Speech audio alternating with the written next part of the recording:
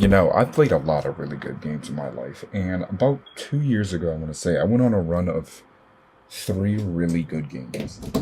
It was a weird point in my life. I had a lot of free time, but I also didn't, so I had to kind of like figure out ways to like keep myself from going crazy. And the multiplayer games just weren't really doing it for me.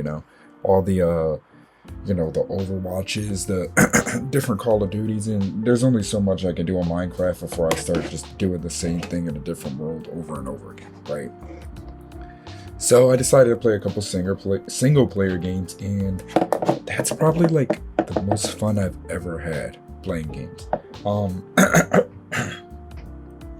so the first game I played was, I believe it was Elden Ring, and then I played The Legend of Zelda: Tears of the Kingdom, and then finally Cyberpunk. And I'll make a video on Elden Ring and Tears of the Kingdom because those two, like, as far as games go, like the story, the way I got so invested in everything happening, especially The Legend of Zelda and like the greater story behind that. Obviously, Breath of the Wild too. Um, it was a beautiful, man. But I think the one that stayed with me the most out of all of them was definitely Cyberpunk. And the biggest reason is because, not just because of the gameplay, but because of the story. And I'm still chasing that same high. After playing those games back to back to back, I don't think I'm ever gonna get a high anywhere near as good as that. A game with a story that immersive, gameplay that was just as fun, stuff like that. And it was a beautiful time. So there's a lot to talk on though. Aesthetically, Cyberpunk, if you know anything about Cyberpunk, you know the aesthetic it usually comes with. I talked about the anime and how that gave Night City a different view than the game, and I feel like because of the game's like hyper realistic art style and everything, it gives it a chance to have a more, I want to say, like, more depressing view. Even though the show did have a lot of have that same like depressing feeling at times, the game really tags into that. You see a lot more of the poverty line and how bad it can get in certain areas, which is crazy because it's like you're kind of looking at a mirror of real life. This is supposed to be like late stage capitalism at its worst, and it feels like when you look at real life, it's like you're kind of moving to that, right?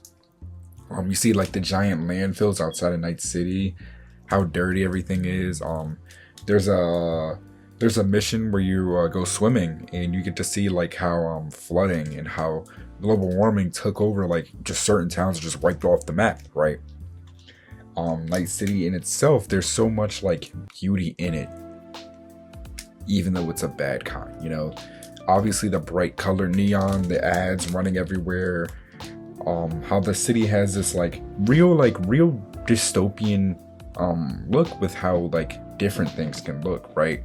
That doesn't make sense, but like if you go into certain areas, you'll see like the futuristic beauty. You'll see the giant holographic like things going on there, the massive skyscrapers, the luxury apartments and everything. But then you'll go and see like places that look just as bad as like low income areas of today, right? And they're even worse because they're overrun by gangs, right? You'll see how it's like different parts of the map are not separated by just like the towns and what neighborhood it is, but what gang rules over that neighborhood, right? and I think that's a really big part in immersing yourself in Cyberpunk, right? There's the different life path choices you can make, whether that can be starting as a corpo street kid or a monk. And then when you go out of Night City, you can also see like how that works, right? You can see the desert and how like quiet it is in comparison. I think that's a really good comparison because you can also spend a lot of time of the game out there if you decide to go down the Panem side quest. You'll spend a lot of time out there, and it's a real weird like feel how like different it is, right? And how like isolated Night City is, which also works because again, it reminds you so much of real life places like Las Vegas. Like I see Night City, I think of Las Vegas, just like big bustling city with so much going on, surrounded by nothing but desert. And And I think it's beautiful, man. I think it's really pretty. I think with the addition of Dogtown too, it just adds so much character. Just so much character in this city already that allows you to like dive deeper and deeper into like what this means for these characters. And speaking of characters, the characters are a big part of like what immerses you so much into the story. There's so many characters that you can like deal with, and there's so many characters that can have a big impact on your character and the story overall, and you could just not meet them, right? Panem, as I just said, can be like one of your main love interests, and you can just straight up not meet her, or you can only meet her for a little bit, right? You know, you could have one timeline where, you know, that's like basically your wife and you go with her at the end of the game, right? Or you have another timeline where you might blow her off, right? And she hates you. Or another timeline with Judy where, you know, in some cases you might, you know, get a chance to do that swimming mission like I just said, explore her background, which gives you a greater lore dump on what life was like before Night City really came into fruition. But then there's another timeline where she like, or you could also just not meet her, right? Well, you could meet her, but you would you might meet her for only one job, right?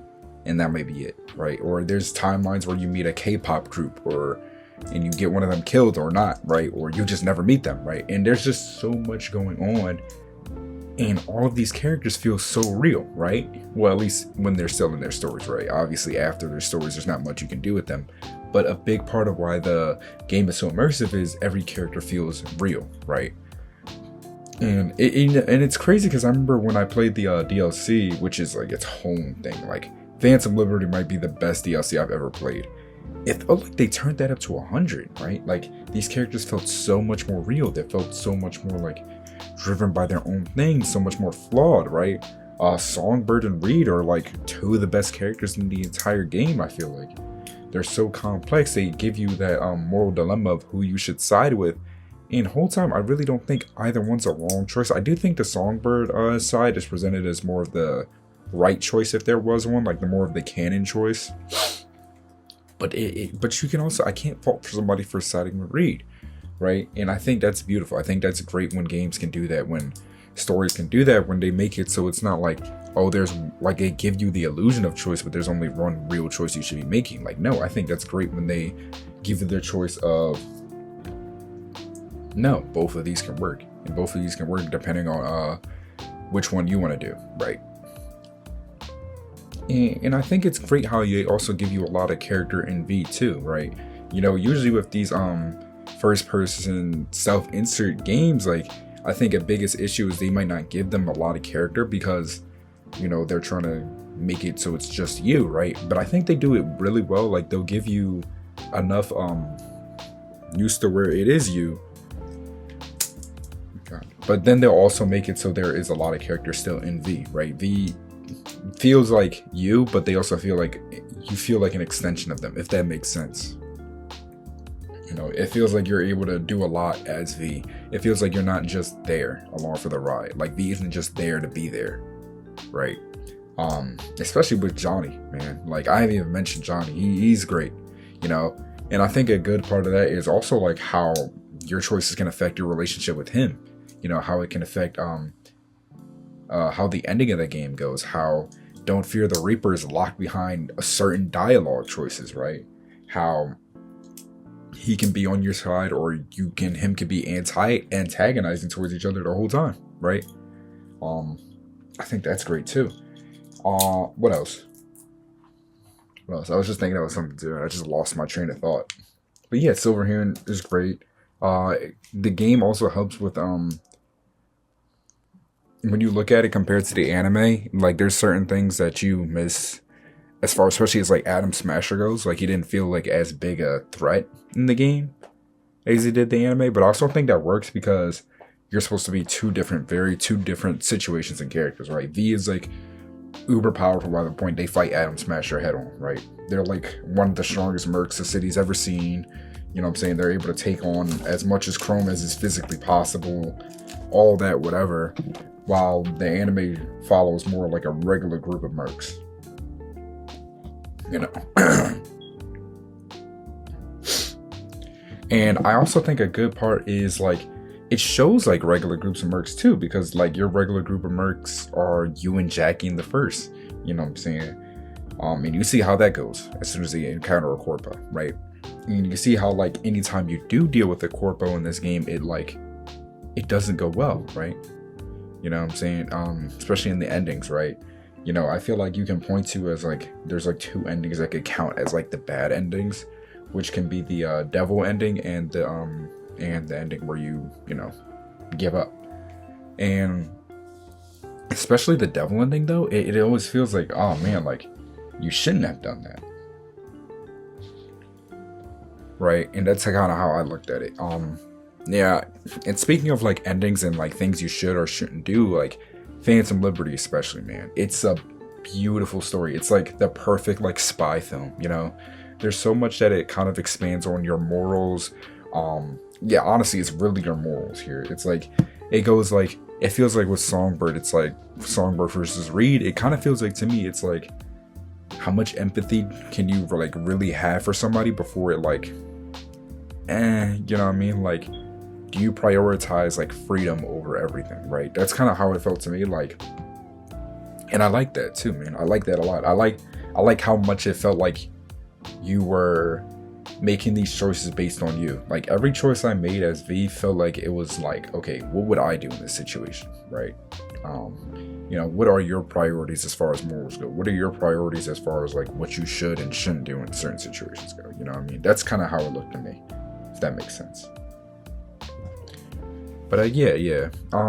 The story's great too. I think it works really well in that it allows you to like have like it allows for so much freedom because you don't have to do much. Like there's not like stuff you have to do like locked in.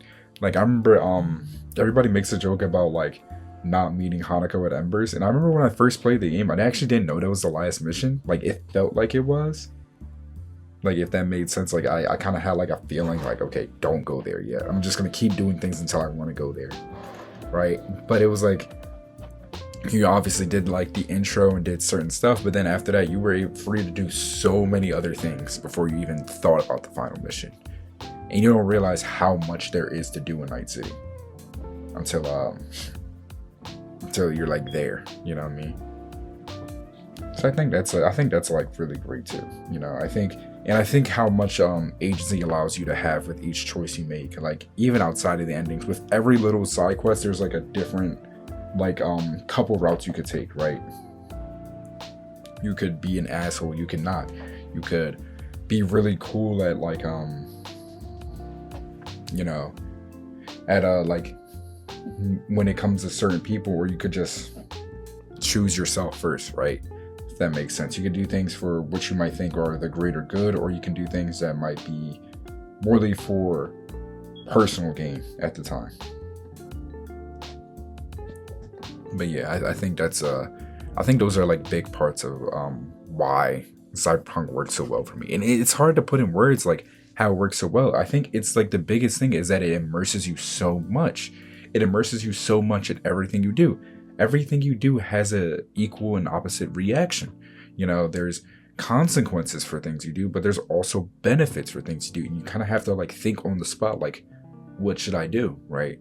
You know, I remember when in Phantom Liberty, when you got to the choice to side with Reed or Songbird, I sat there for a while before I decided what to do. You know what I mean? Like, I was so lost on what to do. I remember when you had to kill Reed after I did the Songbird ending, it was like, oh my god, like,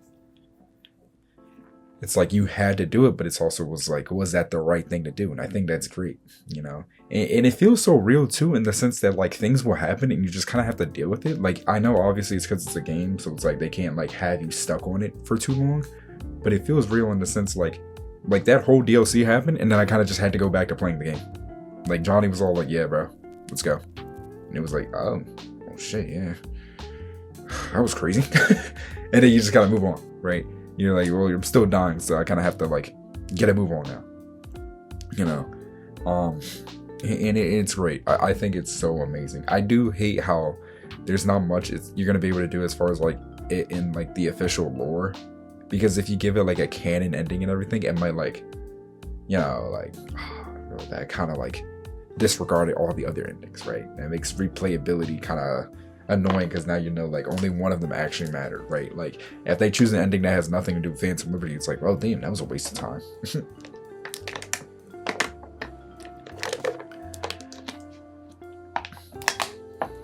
But or if you did like, let's say if they make a Don't Fear the Reaper into the ending where you go to the moon is the canon one, right? Then it's like the people who made the bombs with Pan Am and the avocados, it's like, well shit, what about my ending, right? Or you know, it's just stuff like that. So it's like it's also like a hard situation because it has like its own lore already. But yeah, that's kind of all I wanted to say. It's just such a beautiful game, man. Like you have to play it for yourself, even if you don't play the DLC, but you should if you do play the game. It's like the best part of it. It's just a great game. Like there's not much. It's so much I can say, but so much I don't know what to say on. It's a great game though. I love it. And thank you guys for watching or listening. You know, I always appreciate it. Like, subscribe, comment what you want to see. Seriously. And we gotta get into some Spider-Man stuff because the movie's about to come out soon. I'm really excited. But I'll see y'all later. Peace out.